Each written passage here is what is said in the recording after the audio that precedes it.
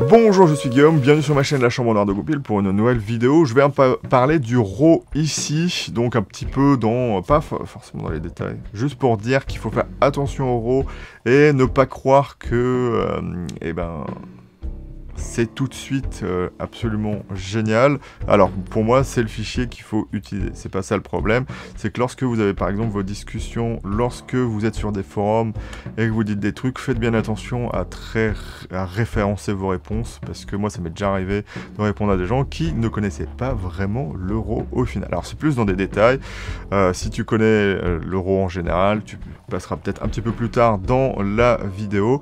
Donc l'euro de base, c'est un fichier assez compliqué à décrire parce que chaque marque a sa propre extension, donc c'est pour ça que je dis qu'il faut un petit peu rester suspicieux là-dessus. Il y a eu des tentatives que vous connaissez toutes et tous pour faire des fichiers normalisés, et ils existent dans le TIFF et le DNG. Donc si tu as une option comme ça dans ta caméra et que tu n'es pas sûr de ton logiciel pour dérotiser, et tu es sûr qu'avec ces deux types de fichiers, tu pourras t'en sortir. Le seul problème qu'il va y avoir avec ces deux types de fichiers, c'est qu'ils n'intègrent... Enfin, le DNG peut potentiellement s'il est bien fait, mais le seul problème de ces deux types de fichiers, c'est qu'en général, ils n'intègrent pas de métadonnées de la caméra, qui vont par exemple pouvoir servir sur du RAW CR3, si je prends mon R5 Mark II, à pouvoir avoir les corrections intégrées de l'objectif dans Lightroom, pour pouvoir les utiliser directement de manière optimale. En fait, il va vraiment lire le fichier et savoir quoi faire et comment le faire de manière assez précise, plutôt que d'avoir vos retouches manuelles que vous auriez avec le TIFF, et ça optimise aussi les performances du capteur. Donc en fait, toute retouche faite, même si à égalité on aura, 14 bits en général sur les deux, même si on est sur du TIFF 16 bits, il faut savoir que si votre caméra enregistre un RAW 14 bits, si elle enregistre aussi du TIFF, c'est une conversion du RAW. Donc vous n'aurez jamais les 16 bits. Et ce qui est assez marrant aussi, c'est que tous les RAW fabricants sont des variantes de TIFF aussi. Donc voilà, on s'y retrouve un petit peu de ce côté-là. Du coup, le RAW, c'est quoi? Après avoir vu ces extensions, j'ai plein d'extensions, déjà, CR2, CR3 chez Canon et CRW pour les scanners notamment, NEF chez Nikon, RW, je crois que c'est chez Sony, voilà, Biro, c'est du RAW vidéo de Blackmagic. Donc on a plein de choses de ce côté-là. Ce que fait un fichier RAW à la base, c'est être un fichier non développé. Donc il est avec une compression que je dirais minimale. Il y en a qui disent sans compression, je resterai sur compression minimale parce qu'on ne sait jamais ce qu'un fabricant fait sur son RAW. Donc il peut être non compressé ou compressé, on va dire ça comme ça. Et du coup il enregistre les informations de couleur de manière radiométrique. Et il n'a pas de, de débayerisation intégrée. Donc en fait, vous lisez juste les pixels tels qu'ils sont, et donc tout ce qui va être interpolation, profil colorimétrique sera généré après, et c'est souvent vous qui avez la main là-dessus. Après, des logiciels comme Lightroom sont pas vraiment capables de vous sensibiliser là-dessus, alors qu'ils devraient le faire. Eux, ils vous affichent directement ça comme si c'était un JPEG, et vous retouchez un petit peu tout. Mais il n'y a rien qui est fait à la base, ce n'est pas un fichier que vous pouvez voir n'importe où, c'est pour ça d'ailleurs que Lightroom existe. Donc c'est des fichiers qui sont enregistrés sur, ce qu'on a dit 14 bits. Le TIFF peut être enregistré sur 16 bits, mais il y a très peu de caméras qui font ça. Certains moyens formats le font. Et la profondeur de couleur détermine le fait de pouvoir avoir une dynamique assez large qui est uniquement accessible dans le RAW. Et encore, en photo, c'est un petit peu plus compliqué qu'en vidéo, mais j'en parlerai un petit peu plus tard. Et du coup, voilà, ici, vous aurez les effets de la dynamique qui seront exploitables de très bonne façon, ce qui n'est impossible sur un JPEG ou un AIF par exemple, parce qu'on a le profil intégré de la caméra qui est tout le temps appliqué.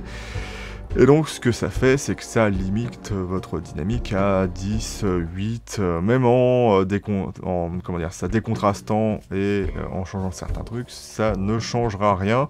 Et du coup, l'aspect radiométrique, ça vous permettra de pouvoir retoucher à la fois votre balance des blancs, mais à la fois de pouvoir le mettre dans n'importe quel profil colorimétrique, que ce soit du Rec 709 comme sur les JPEG, du Rec 2020 comme sur les AIF, ou du Rec 2100 ou tous les formats qui viendront dans le futur pour de l'affichage HDR ou je ne sais quoi, eh ben un RAW peut extraire ça.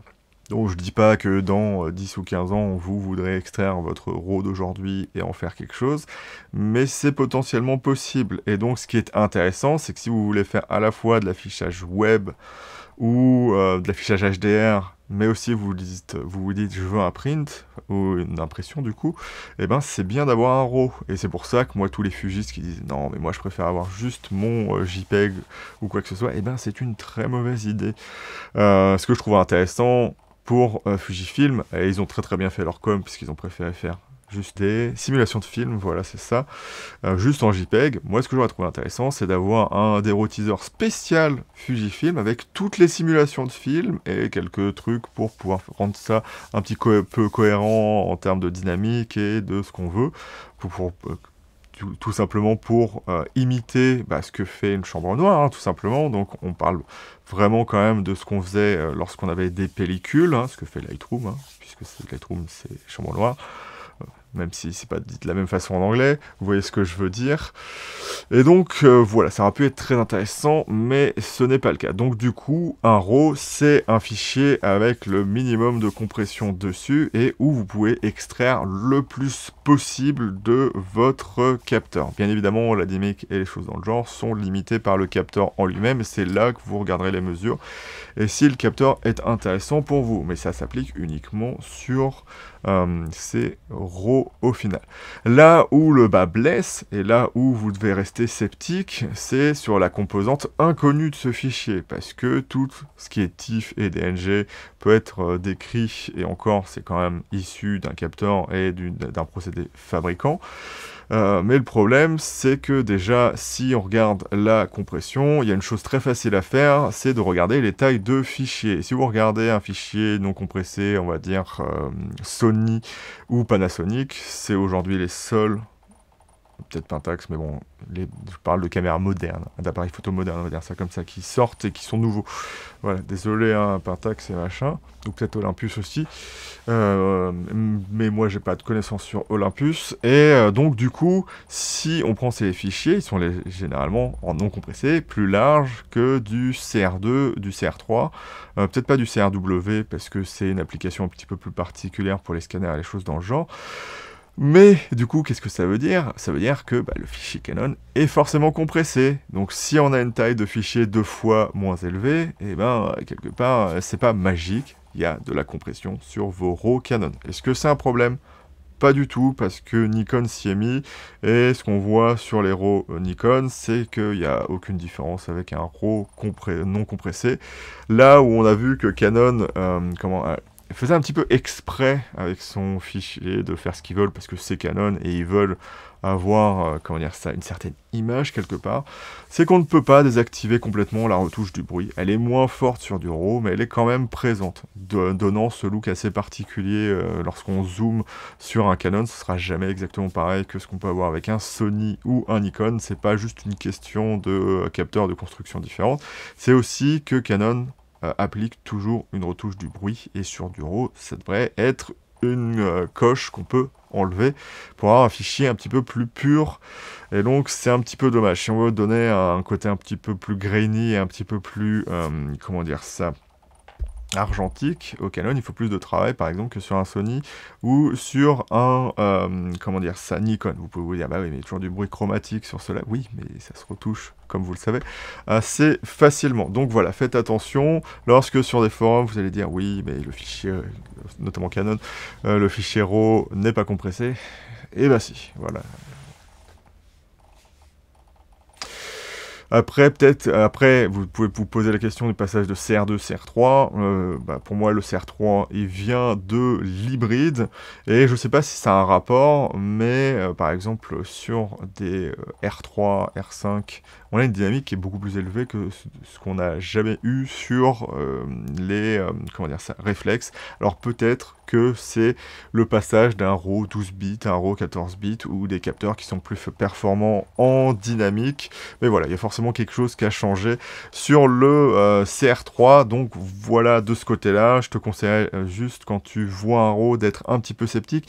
Et si tu veux chercher vraiment un appareil photo hybride, ou un appareil photo de manière générale, réflexe, plus vis-à-vis des caractéristiques de son RAW, je te conseille d'essayer de trouver des fichiers téléchargeables, d'en demander ou je sais pas quoi, pour voir si ce que tu veux acheter en photo, parce qu'en vidéo c'est encore un petit peu différent, et ce sera assez convenable pour toi, que le bruit ira, que la retouche ira, donc voilà. De ce côté-là, en termes de photos, je crois que j'ai un petit peu tout dit. Il y a plein de choses qui sont quand même, comment dire ça, un petit peu plus particuliers. Donc je vous conseille d'aller voir notamment Wikipédia. Et si vous n'avez pas confiance, croisez ça avec d'autres références. Mais là, il y a vraiment des références très très particulières. Et vous pouvez voir qu'il y a vraiment des choses intéressantes. Donc par exemple, le TIFF, il y a vraiment un standard ISO dessus qui fait que c'est applicable pour tout le monde. C'est le format ISO 12234 ou je sais pas si c'est version 2 ou je sais pas si c'est 122 342. Et le DNG, ça vient de chez Adobe, donc c'est pas un standard ISO au final, mais c'est un standard quand même. Et c'est une extension, comment dire ça, c'est encore un TIFF, mais spécifiquement, comment dire ça, avec des infos qui peuvent être mis dedans.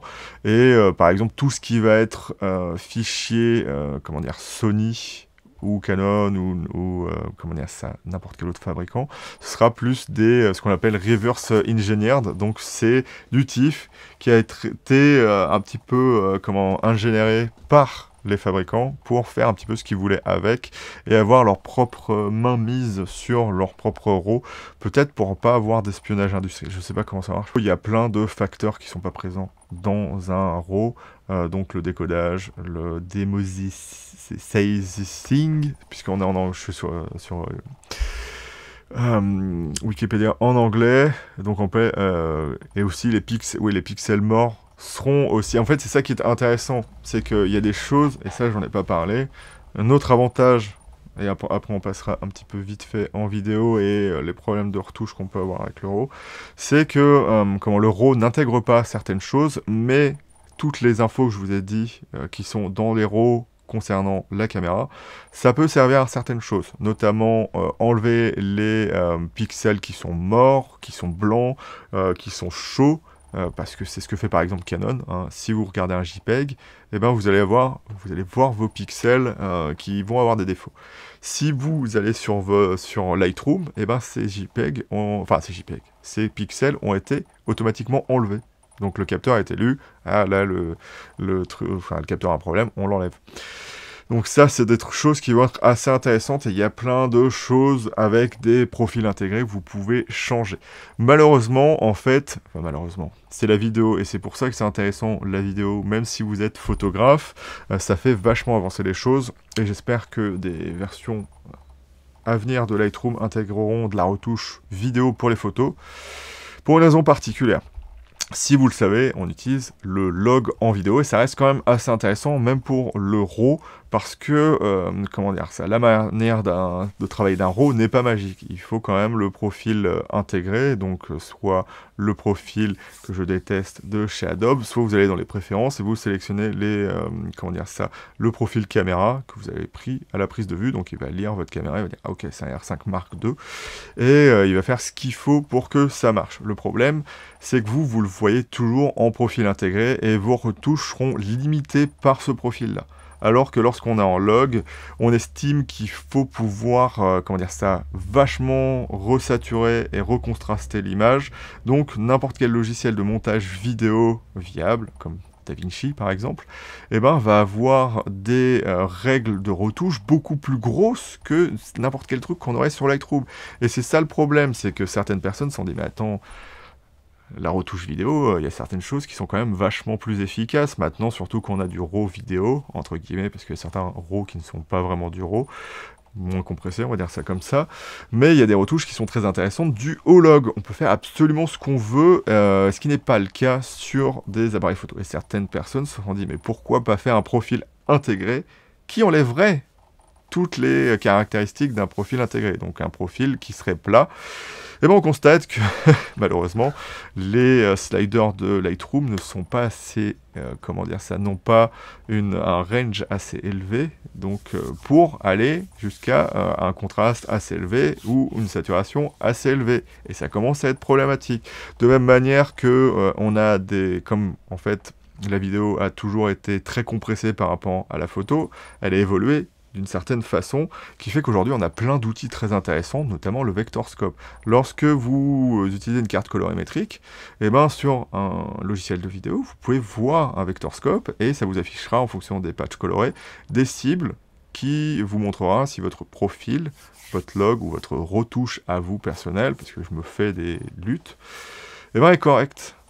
Et donc, vous pouvez, via la courbe de saturation et la courbe de changement de, comment dire ça, de position des couleurs, donc de la rotation, ouais, la rotation des couleurs, je vous montrerai peut-être ça, enfin, j'ai déjà fait une vidéo là-dessus, mais c'est une vidéo sur le log, et ben vous pouvez remettre les points au bon endroit, donc en fait, en gros, donc le centre et les cibles, en fait, si vous voulez éloigner votre patch, vous augmentez la saturation, et si vous voulez les bouger, vous changez la couleur en elle-même pour qu'elle corresponde plus à sa vraie couleur, ce qui n'est pas toujours le cas, suivant les filtres de couleurs qui sont placés sur les pixels, les profils de couleurs, enfin voilà, ce que fait chacun.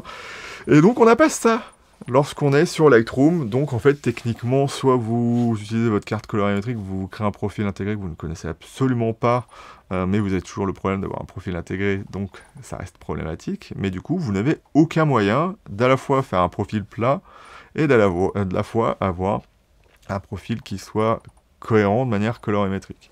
Et ce qui est un petit peu problématique aussi, c'est que suivant les flashs que vous allez utiliser, tout ça, la calibration devra se faire scène par scène, ce qui n'est pas possible lorsque vous êtes sur Lightroom. Donc voilà, des petits problèmes que vont avoir le RAW, vous le verrez peut-être du coup d'une manière un petit peu différente aujourd'hui, et moi du coup ça me fait beaucoup plus plaisir maintenant d'utiliser le RAW CRM, encore un autre RAW, qui lui n'a pas de retouche de bruit. Et c'est ça d'ailleurs un petit peu le problème aujourd'hui en vidéo, c'est que il n'y a aucune intégration de la retouche du bruit, donc il faut le faire via le logiciel, mais aussi se mettre par exemple, faire son codec de lecture va aussi agir sur le bruit, mais ça ce sera pour une autre vidéo. On n'a pas les profils intégrés, donc ce qui est assez marrant, c'est que j'adore mon 28 mm quand il n'y a pas de profil à l'intérieur, mais c'est assez bizarre parce qu'il y a des franges chromatiques dans le bokeh, ce que certaines personnes n'aimeront pas. Donc pour celle-ci, utiliser le RAW en vidéo, c'est quelque chose d'assez compliqué, mais il y a quand même des choses qui sont à la fois en photo et en vidéo assez intéressantes, comme pouvoir retoucher son ISO, ce qu'on ne pouvait pas avant, bien évidemment en vidéo, pouvoir retoucher sa balance des blancs de manière très très cohérente, pouvoir changer ce qu'on ne peut pas faire lorsqu'on n'est pas en RAW en vidéo, d'ailleurs en photo c'est un petit peu pareil, de pouvoir changer le piqué de l'image sans altérer la qualité de celle-ci, pouvoir toujours revenir à zéro et avoir vraiment une qualité sublimée, ce que fait un RAW, plutôt que d'avoir quelque chose de tout crapouille comme ce qu'on pourrait avoir sur un JPEG. Donc voilà, je suis un petit peu en train de blablater avec ça, mais c'était surtout pour vous faire comprendre que le RAW c'est quand même le format le plus intéressant, mais c'est pas acquis, et donc il faut vraiment rester sceptique vis-à-vis de ça, et c'est pas parce qu'on vous dit que le RAW c'est mieux que c'est parfait. Donc faites attention avec vos connaissances que vous voulez apprendre aux autres gens, pour que on apprenne tous des choses qui soient correctes. Donc voilà, je vais te laisser là-dessus et te dire salut et à bientôt dans la chambre noire de Goupil pour une nouvelle vidéo. N'hésite pas aussi à liker et à t'abonner si ce n'est pas fait. Salut.